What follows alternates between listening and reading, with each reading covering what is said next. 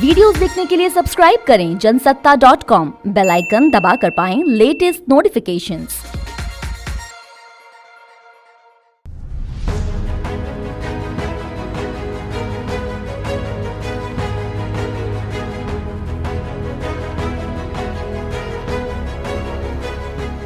नमस्कार, जनसत्ता में आपका स्वागत है। पूर्वांचल के बाहुबली ब्रजेश सिंह की गिनती उन चंद लोगों में होती है जिन्होंने बाहुबली मुख्तार अंसारी को उसी के गढ़ में चुनौती दी।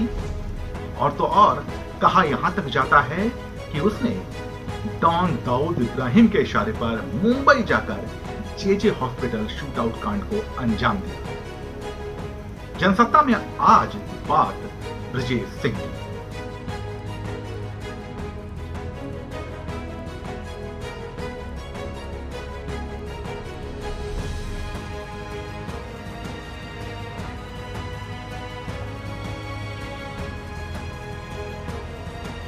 26 जुलाई 1992 मुंबई का जेजे हॉस्पिटल। मरीजों और वार्ड बॉय की सूरत में अस्पताल में घूम रहे कुछ लोग सीढ़ियां चढ़ते हुए ऊपर की तरफ जा पहुंचे। ये वो वार्ड था जहां पर मुंबई पुलिस ने अंडरवर्ल्ड डॉन अरुण गवली गिरोह के 4 शूटरों को इलाज के लिए रखा हुआ था।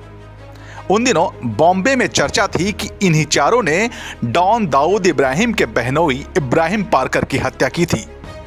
पुलिस को इन चारों पर हमले का डर था, इसलिए सुरक्षा चाक चौबंद थी, मगर हमलावर भी पूरी तैयारी के साथ आए थे।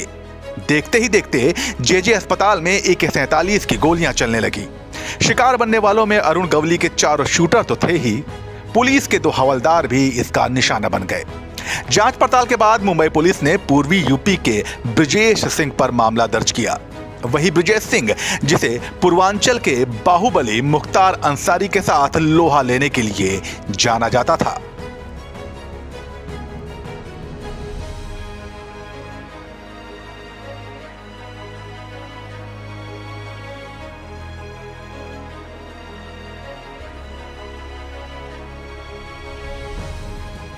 जेजे अस्पताल शूटआउट कांड ब्रजेश सिंह की कहानी का सबसे हिट एपिसोड भले हो, मगर ये बिगिनिंग नहीं थी। इस कहानी की शुरुआत होती है वाराणसी के धौरहरा गांव से, जहां रविंद्रनाथ सिंह नाम के एक शख्स की स्थानीय राजनीतिक साजिश के तहत हत्या कर दी जाती है। जिस पर आरोप लगता है उस शख्स की हत्या करने की कसम खाता है रविंद्रनाथ सिंह का बेटा ब्रजेश, जो कि हत्या के वक्त वाराणसी के BHU में BSc की पढ़ाई कर रहा था।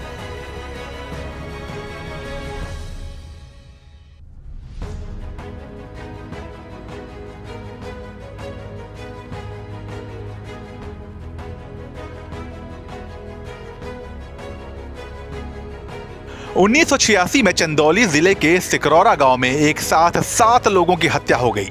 आरोप लगा कि ब्रजेश सिंह ने अपने पिता की हत्या में शामिल पूर्व प्रधान रामचंद्र यादव समेत उसके भाइयों और 4 भतीजों की दुर्दांत तरीके से हत्या कर दी।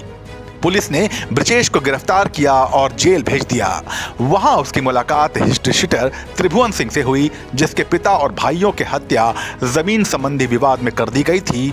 आरोप लगा था गाजीपुर के रहने वाले साधु सिंह और मखनू सिंह पर।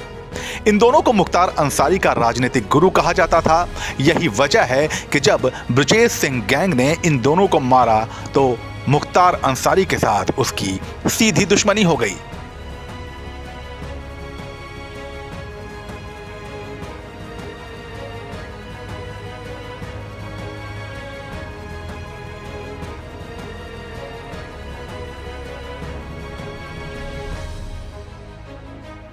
इस घटना के बाद सबको मालूम हो गया कि बाहुबली मुख्तार को किसी ने उसी के गढ़ में बड़ी चुनौती दी है। धीरे धीरे ब्रजेश के अपराध और खौफ का नेटवर्क यूपी से बिहार, झारखंड, गुजरात और यहां तक कि महाराष्ट्र में भी फैल गया। कोयला माफिया सूरज देव सिंह से लेकर बिहार के माफिया सूरज भान तक हर कोई ब्रजेश सिंह से जुड़ने लगा। कहा जाता है कि मुख्तार अंसारी और ब्रजेश सिंह के बीच करीब 50 गैंग वॉर की घटनाएं हुई, जिसमें दोनों तरफ के कई शूटर मारे गए।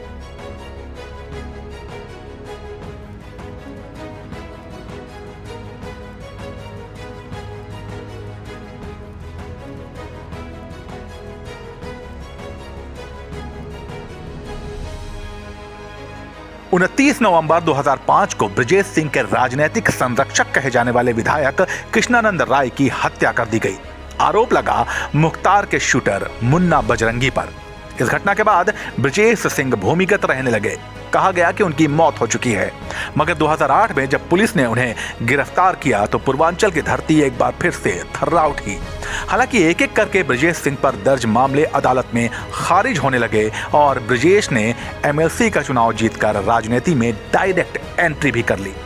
पूर्वांचल के इस बाहुबली नेता की कहानी आपको कैसी लगी, हमें कमेंट सेक्शन में बताइए और ऐसे ही दिलचस्प कहानियों के लिए बने रहिए जनसत्ता के साथ।